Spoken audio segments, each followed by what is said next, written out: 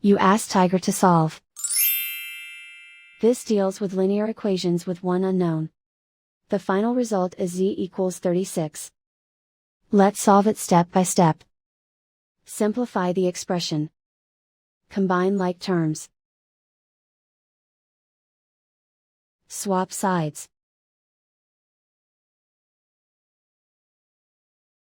Group all constants on the right side of the equation. Add 23 to both sides. Simplify the arithmetic.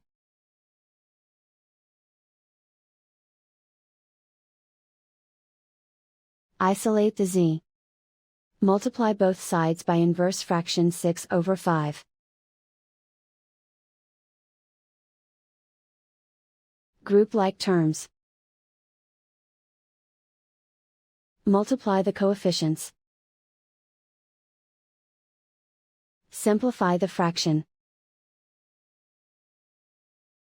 Multiply the fractions. Simplify the arithmetic. And so the final result is z equals 36.